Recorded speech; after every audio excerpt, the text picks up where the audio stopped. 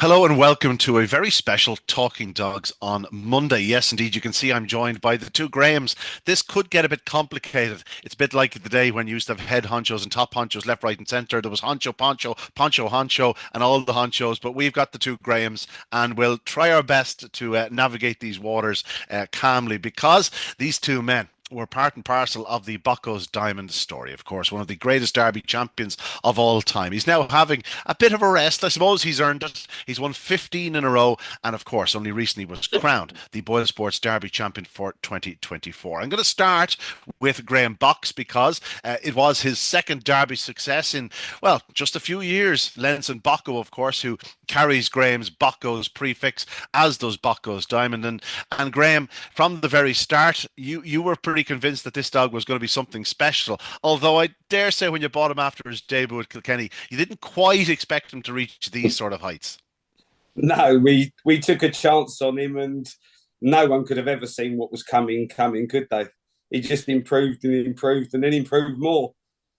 The first night he ran, obviously enough, he came through to win it in 28.91. Obviously raised at 20 slow around Kilkenny. It wasn't the fastest run of the night, but it was a fine display, no question about it. But he looked more of a strong running type, and you had to convince the likes of Thomas McNamara, of course. Austin Whelan probably doesn't take much convincing, and I know Bev was probably the one person you really had to try and convince because she holds the purse strings. Yeah, Bev come in by default, really.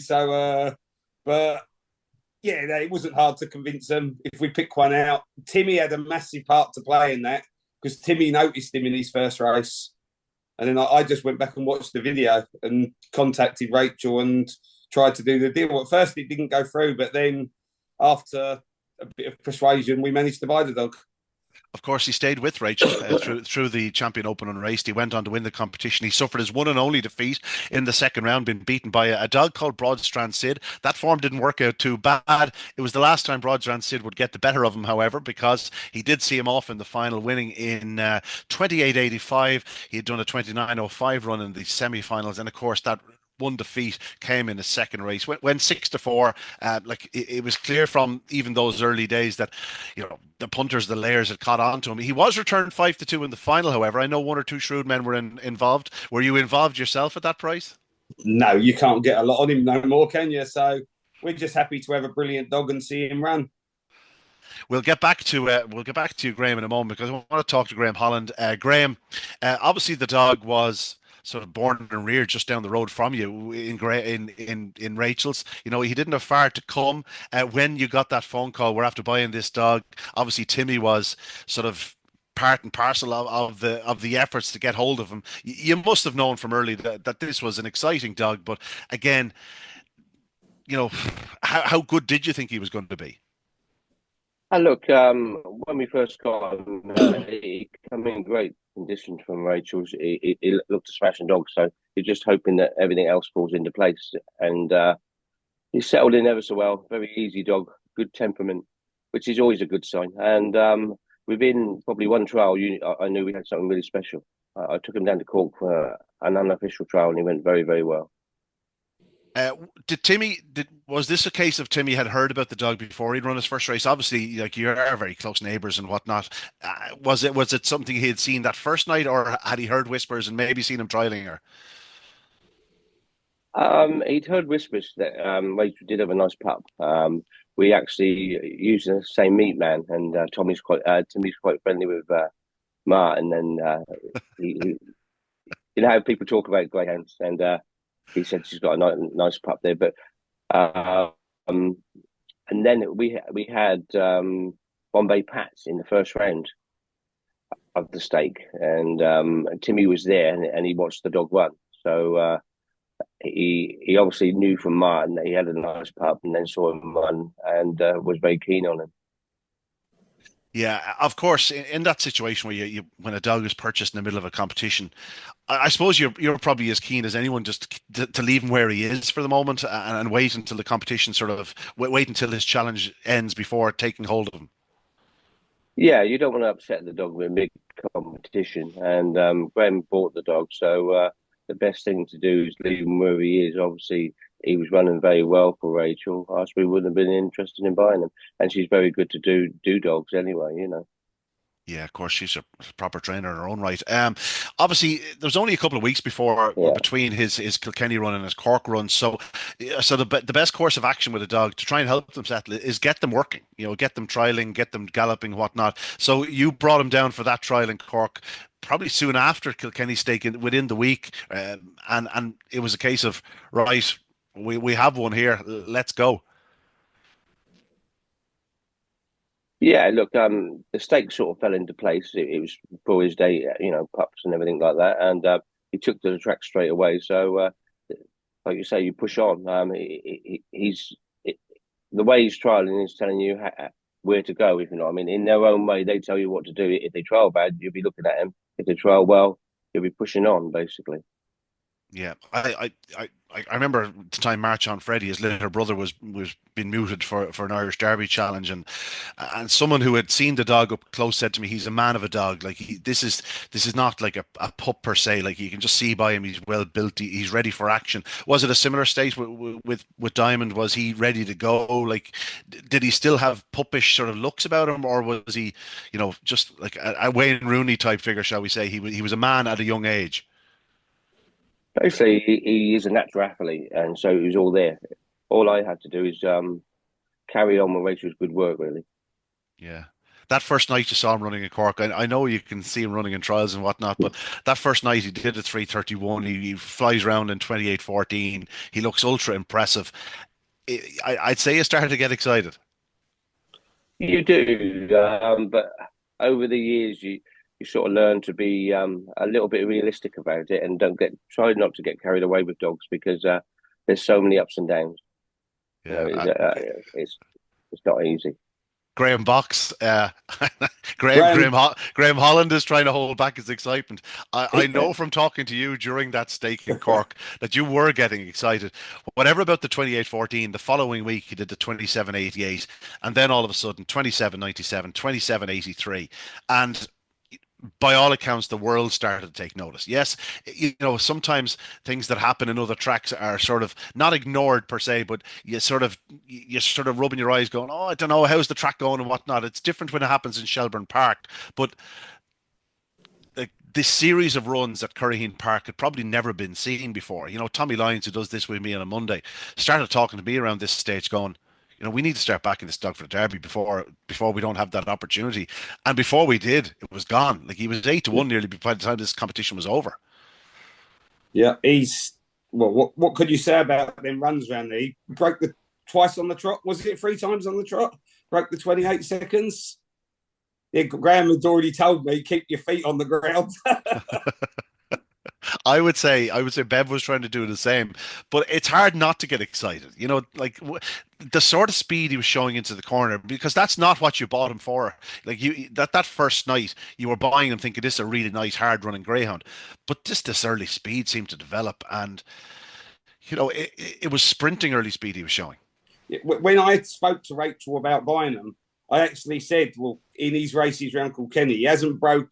He seems to show a nice bit of pace into the corner, but breaking might be his downfall. And me and Rachel actually talked about that before we bought him. So I actually asked her, has he got much early? And she said, oh, in his schooling trials, he's shown plenty of early. Yeah. Graham Holland. It sounds very formal calling you all by your full name, lads. Graham Holland, GH. At what point did it happen, maybe in Curraheen Park, where you thought to yourself, right, after this competition, we've got to start thinking about a Derby campaign? It becomes fairly obvious fairly quickly that this is something out of the ordinary. A greyhound where he's a September, yes, but it's a later Derby.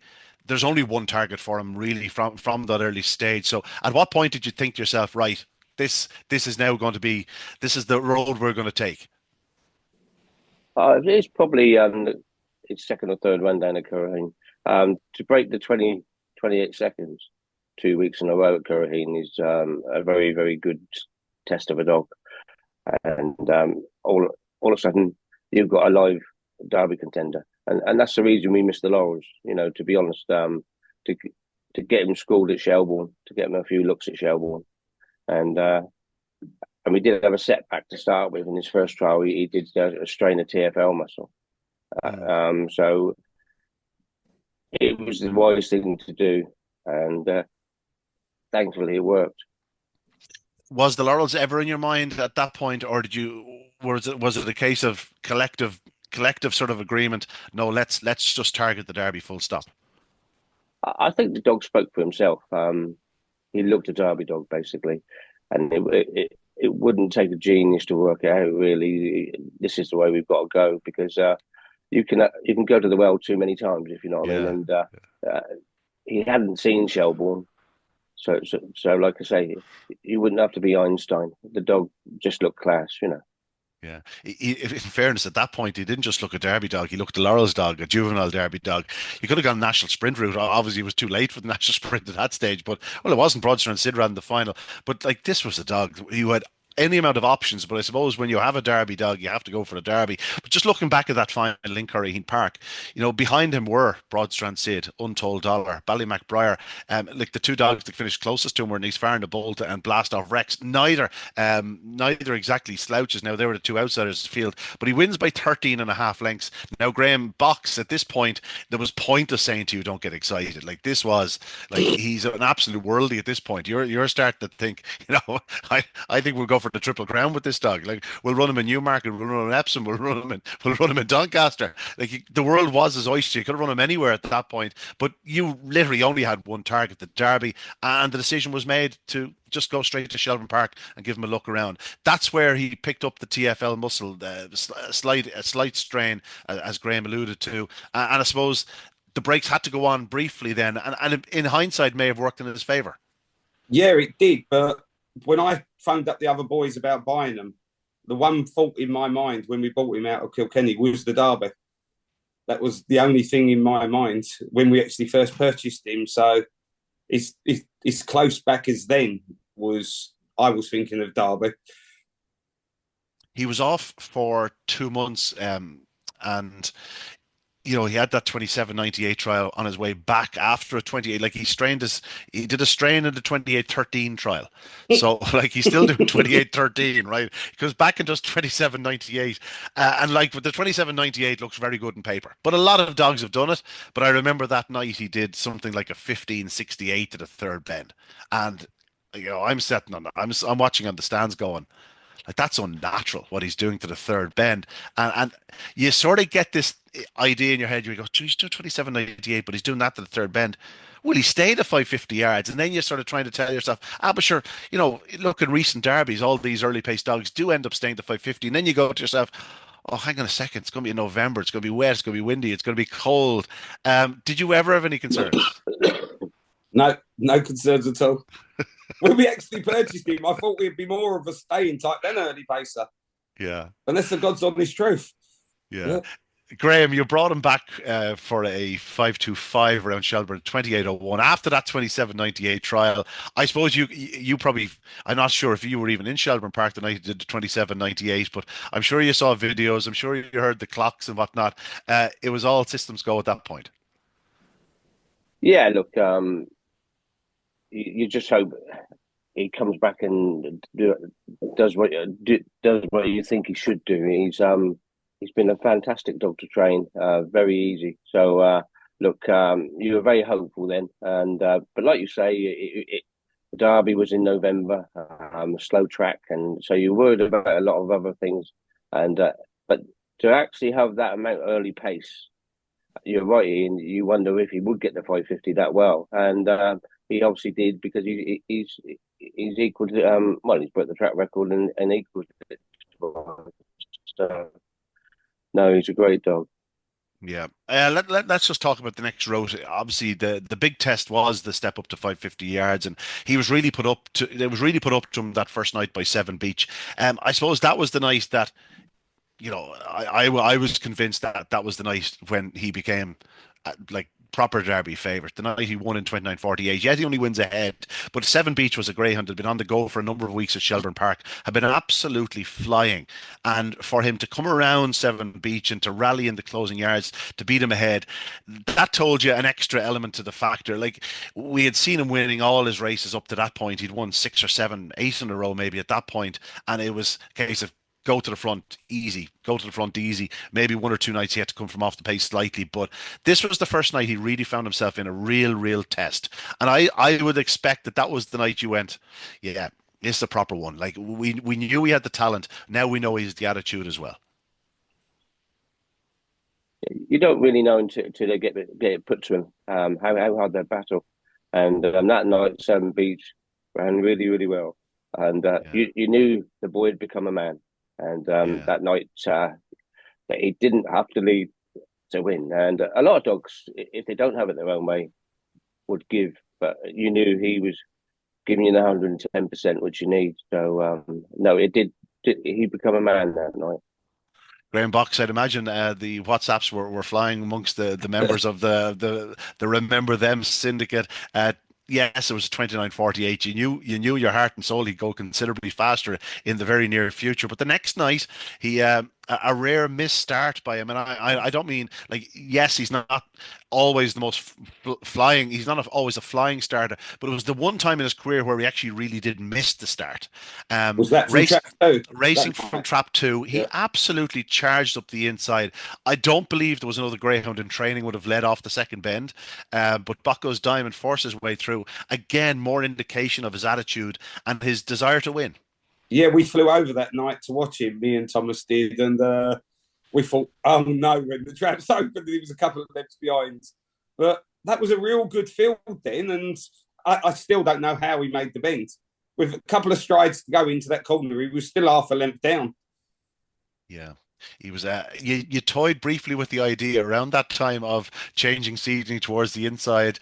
That was quickly quashed after this. You realized he probably would break that bit better from the outside. And he lined up the following week in trap five in the first round of the Derby, 29:23. And then we just have the most incredible sequence of runs, 29:03, 28:94, the track record in the third round. Let's start about the early rounds, Graham Box. That 29:23 run, after having a couple of weeks on the sidelines, probably not done an awful lot with him. You have to keep them ticking over, of course. He started a 1-5 favourite. He was always going to win that night, but I suppose the manner in which he won the 3:43, 29:23, smash 17 seconds.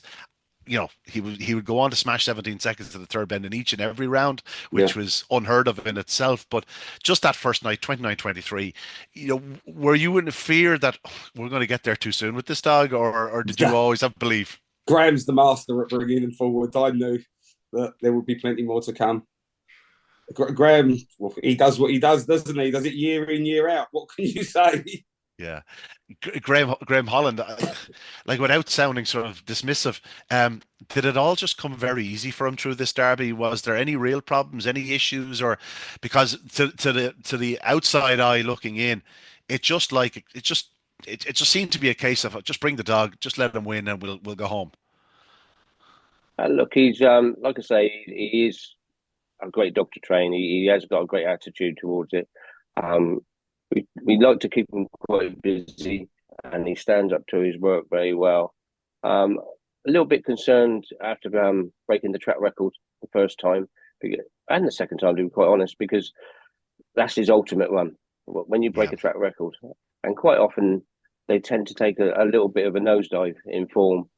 And testament to the dog, he kept his form very well. So, and look, I've never trained a greyhound that can actually run in that company and slightly miss the break and do things wrong and still lead by 2 or 3 lengths. He's a fantastic dog. Yeah, the clocks to the third bend were sensational, but in truth, the real impressive manner of where he did his damage was in that sort of 60 or 80 yards into the opening corner. I've never seen a dog to accelerate past proper early pace greyhounds like he did. He's actually got a turbocharge. Yeah, 2 or 3 yards into a race, all of a sudden the turbo kicks in, yeah, and he down the back straight, he tends to just destroy dogs, and he disheartens them because he's so good to the third bend. He leaves them in the wake, and a dog like that's very hard to come at. To be honest. yeah. He seems to run the bends as fast as he runs the straight as well. Doesn't seem to like phase him moving across and swooping around the bend, does it? He seems to gain distance there as well. At one point, Graham, Box, I said to you about, obviously Lenz and Bocco was a sensational Derby winner. That first year, he was very similar in terms of how he just arrived on the scene, very much like Bockos Diamond.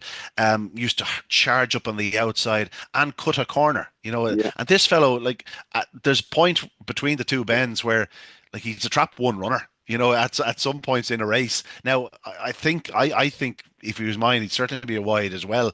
Um, but you said it. I suppose that's the reason why he runs the bend so well is because he does drive that corner. He's not yeah, losing any sort of momentum by staying out, staying middle, keeping a sort of a soft line, shall we say. Everything's a hard line. It's a true racing line. And off the second bend, he is carrying such momentum.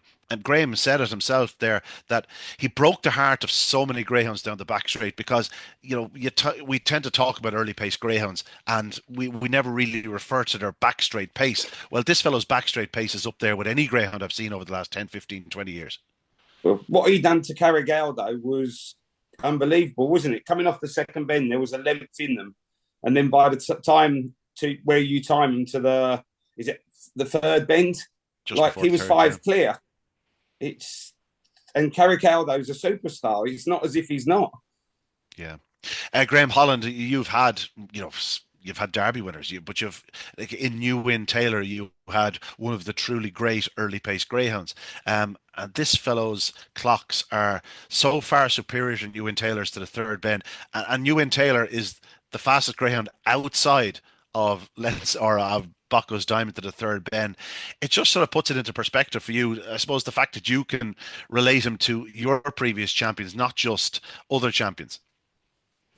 yeah. Look, we've been very lucky to train some great dogs, but he is his pace is enormous. Like you say, to be I don't know 20 spots quicker than New Taylor to the third bend. And New Taylor had a turbo as well. He wasn't exactly a lightning breaker, but he had a turbo, and he was probably the best early pace dog I'd ever trained before that. That And night he did the night he did the 16 or the 1679 to the third bend or 14 the 1579 to the third bend. I I thought it was perhaps one of the most perfect displays of early speed I've ever seen.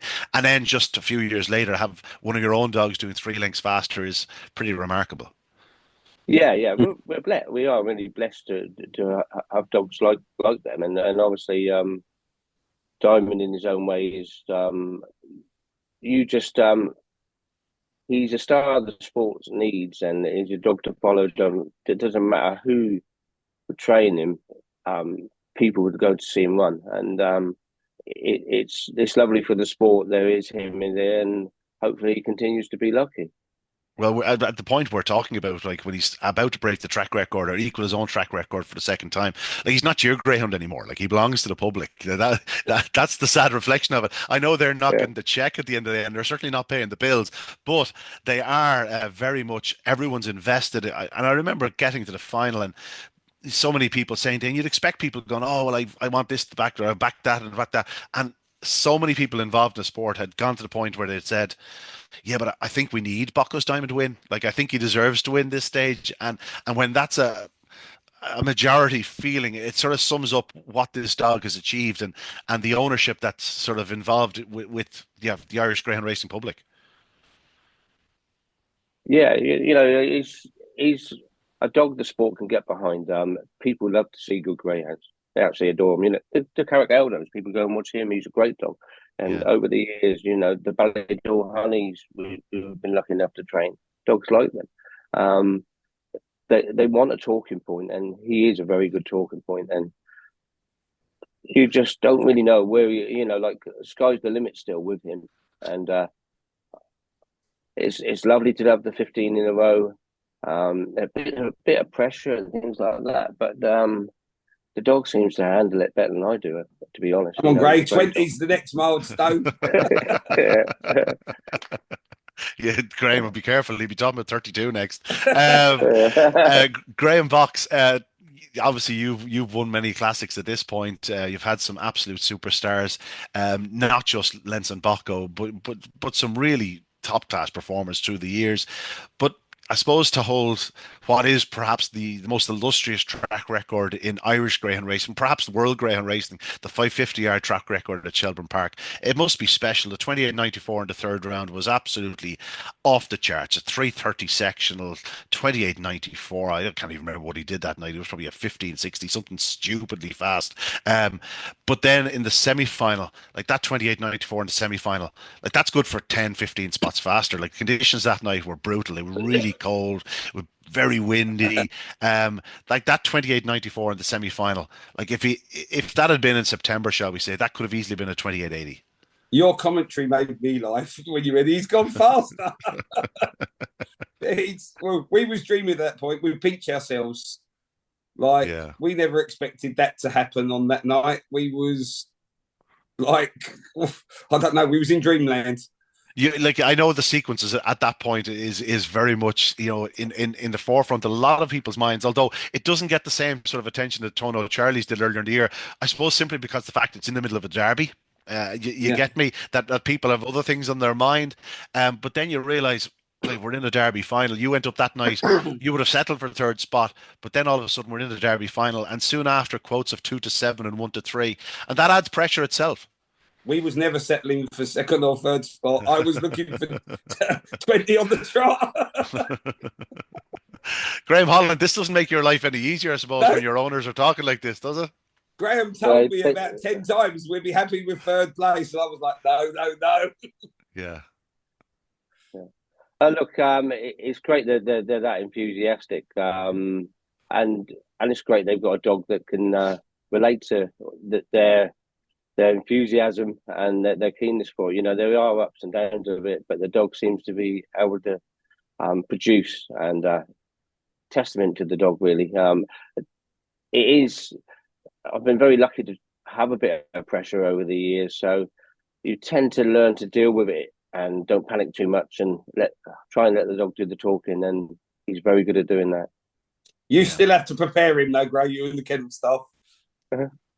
Oh yeah, look, testament to everybody. You don't leave any stone unturned, do you? You make sure every hair's in place.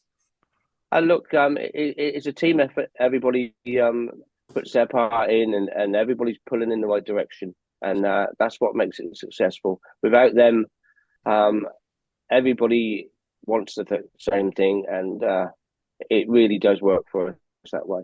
Yeah. Graham Holland, just while I have you, where did you watch the Derby final? Down the back straight. On the border.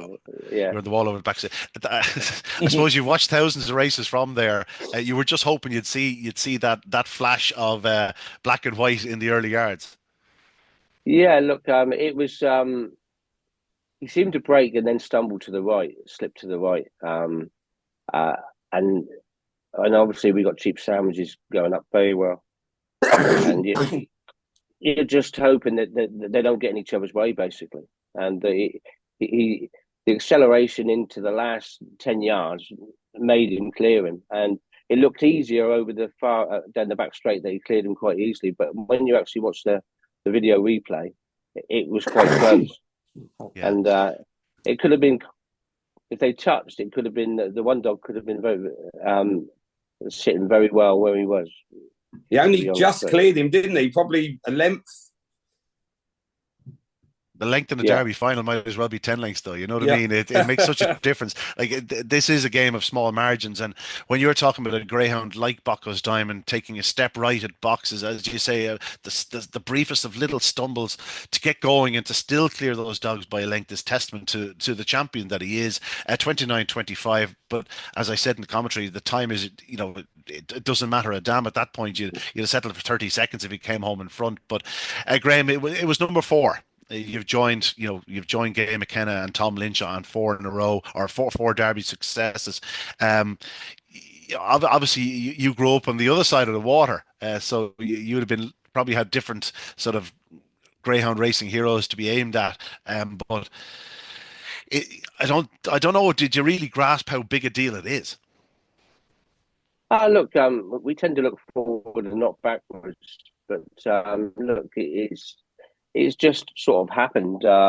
We've been lucky enough to have those dogs, and like probably my first ambition was just to get a dog in the final and run well, and that happened, and you sort of think I'm quite happy with that. And then to actually come along and things fall into place and to win 4, you still find it very hard to believe.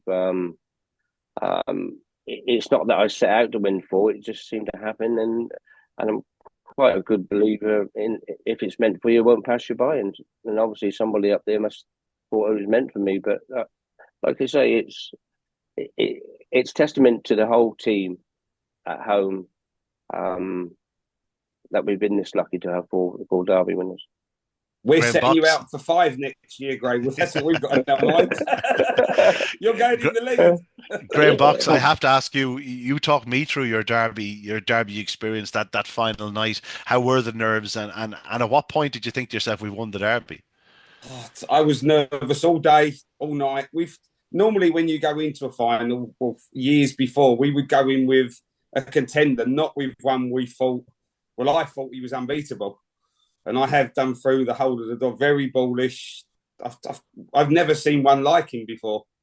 Never. Don't think we've ever had one like him. Lentz and Bocco, yeah, but he wasn't as far ahead of them like this boy seems to be. Like, I suppose if we were all 18 years of age going into this race, we'd have thought he was an absolute certainty. But I suppose the rigors of time sort of tells you that no greyhound is unbeatable, and things can happen in races like this, and especially on a cold, wet night. The rain had just started, the crowd, the noise.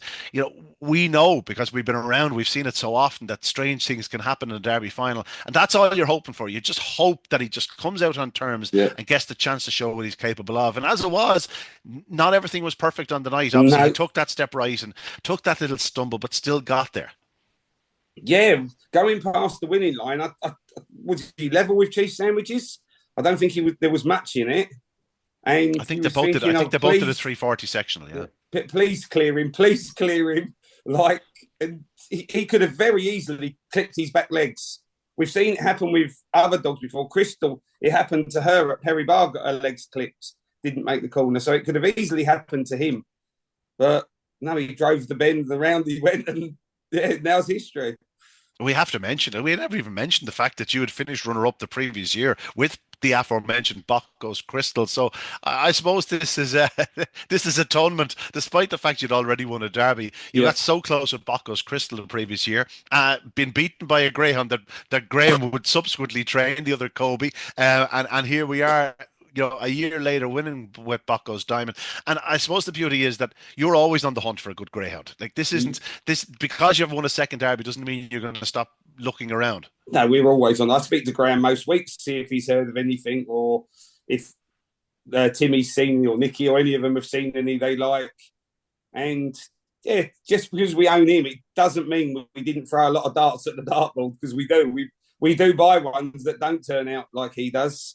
So it's the ups and downs of greyhound racing. You know what they're like. Of course. And tell me this, I believe there was, well, certainly I'm sure all of you had a few quid on anti-post whatnot, but I believe Austin made a considerable sum of money out of Bockos Diamond. I would like to think he made a fortune out of it. I don't know the sums, but stories say he did. He was getting on early. You were in his ear saying, just keep backing this dog. He beat us all to it. Yeah. Anyway, a sensational Derby success. Graham Holland, we have to start thinking about what the future holds. Obviously, you have plenty of options. He's been given a rest, which is obviously he's more entitled to. He's won 15 on the bounce, but he's basically been on the go since early May. Have you decided on the next target is going to be Easter Cup? You have the option of the juvenile at Toaster. Obviously there's no details of that just yet, but it's all roads lead to Toaster effectively. No, I would imagine the Easter Cup will be our next aim with him, all being well, and then on to the English Derby. The juvenile, I think, gain time. Actually sponsored it last year. They stepped in late and done it. But look, we'll see when that comes up. But I would imagine that the Easter Cup would be a place that he will next be appearing in Shelbourne. He you don't really know until you get a dog to show on how they're going to suit it. Most dogs do, but some dogs don't. But he runs it absolutely fantastic. If for Like if Graham says, he runs the first two bends. He'd take two lengths out. Most dogs can run the first two bends, and like Easter Cup, all being well, I'll be our next competition. Get my for Easter what egg ready, Gray. for, It is for yeah. for whatever reason, let's say he couldn't go across the water or whatnot, you'd be happy to run this dog for the rest of his career at Shelburne Park. Like he's just absolutely built for the place, isn't he? He's coming Oh across the water. yeah, Don't worry about that. yeah. No, that's it. Graham, I have to ask you one last thing. As regards the greyhound at home, I assume you're going to tell me he's a bit of a gentleman, but often these great greyhounds are. Does he take much work? Is he a bad patient, shall we say, when he's sitting on his bench? Does he get fractious? Like, is he one of those dogs that needs to be getting work regularly, or is he pretty laid back? He's ever so nice to train. To be quite honest, he gets quite jealous if you take his kennel mate out and would gallop him. Take his kennel mate out for a gallop. He'd be quite jealous then. He doesn't like that too much. But other than that, he's very very good. Um, doesn't Tends to work quite well in the paddocks. We've got some 2 acre paddocks. He likes to move around there. Um, he's enjoying his rest at the moment, but I would imagine he'll start getting a bit bored soon. So we'll have to start giving him a bit of work. But I was going to say, has he even been given a gallop since the Derby, or like short gallop or no, long? No, nothing. nothing. Just out in paddocks, he does his own mooching around, and it'd take a run if he wants to. He's got a new kennel mate, which he thinks is quite nice. We tend to kennel in pairs, so they've got a bit of company. And Who is this kennel mate, as a matter of interest? it's a bit around done the 28, 23 in the Scorphy. Mel. Bush Park. You have her now. Yeah, You yeah. kept that quiet. So, Wow. What's the target for her, so Graham? look, she picked up a little nigger in her first race. We haven't had her that long. She's over that. She's had a couple of gallops. I would imagine the bitches race in Clonmel, the mini open A1 bitches race. I'll be hopefully going towards that with her. And then Puppy Oaks. That'll be the type of targets.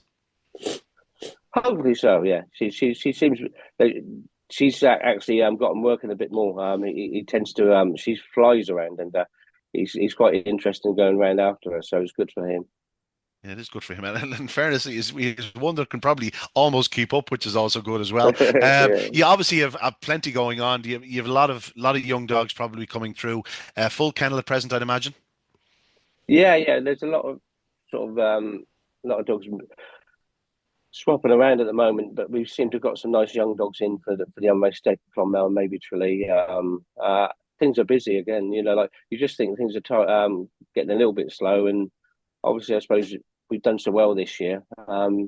We're keeping very busy, and the stud dogs are starting to work quite well. We get quite um, when you train them as a Derby winner, you get quite attached to them. So to actually stand them at stud as well is nice for us to have contact with them and be with them and stuff. So When Rachel it's good sends us the pictures over of Bocco, he still looks like he can race now. yeah, he looks $1 million. Yeah, it must give you a thrill when you see It's the good. likes of It's nice. Untold Dollar running so well through the Derby, and then flying in those two long distance, the longer distance race, the 575 and the Yeah. 600, like being a son of New Win Taylor, like even the laddie da, like I know he wasn't yours, but it must be lovely to see, a son of Lentz and Bocco landing the spoils in England and Toaster. It must give you that sort of sense of warmth. It does. We've bought two pups out of Lenson, Untold Dollars mother. They're to Swords Rex, Yeah. and they're two smashing pups. That's his first litter. So you start looking forward to them as well. You'll soon have a kennel full of dogs that are bitches that are out of their own stud dogs. It'd be interesting to see. Interesting to see. Of course, you've got to keep the cross going, and I'm sure you'll be looking to bring a few more in, which I'm sure Graham Box will be more than willing to do. Graham, do you have any more greyhounds on the go? Any more young dogs you've brought or bought recently? We haven't bought no young ones. We've got Ronnie Whoopsy's got a litter of 12-month-old ones, which should start schooling soon. We're still waiting for Crystal to come in season, aren't we, Gray? Yeah, won't be long. Won't be long, won't be long. Gentlemen, you've a lot to look forward to in 2025. You've a great 2024 to reflect upon. And I think there's nothing more for me to say this morning except for, well, thanks for all the great memories from 2024. You have a sensational greyhound at Bockos Diamond, and I know that this is what this chat was about. But Graham Holland, it seems like you have one or two more exciting types to look forward to. And Graham Box, I know you'll be doing plenty of research and trying to get your hands on another couple of dogs in the near future. Keep your phone on. Yeah, well, I will keep my phone on. I regularly get Graham Holland. I regularly get an "Oh, what do you think of this?" From the man above me and on the screen here. Gentlemen, have a great Christmas and enjoy time with loved ones, because you have a lot to look forward to in 2025. You're going to need to have your energy. Yeah, happy Christmas to you all out over there as well. That's it. That's Graham Box and Graham Holland. My thanks again to both men. Had an unbelievable year. Of course, Graham Box is a part of the Remember Them syndicate, along with Bev Lockheed, Austin Whelan and Thomas McNamara. And of course, they can start dreaming of further glory with their sensational tracker, Bockos Diamond. He'll be back maybe before the Easter Cup for our prep run. I'm not sure, but he'll certainly be at the Easter Cup, all going well. And hopefully 16, 17, 18 on the row. You never know. It might just happen. But no pressure on Graham Holland, no pressure on Graham Box. My thanks again to them. That's it for me on this Talking Dogs on Monday. Happy Christmas. See you in the new year.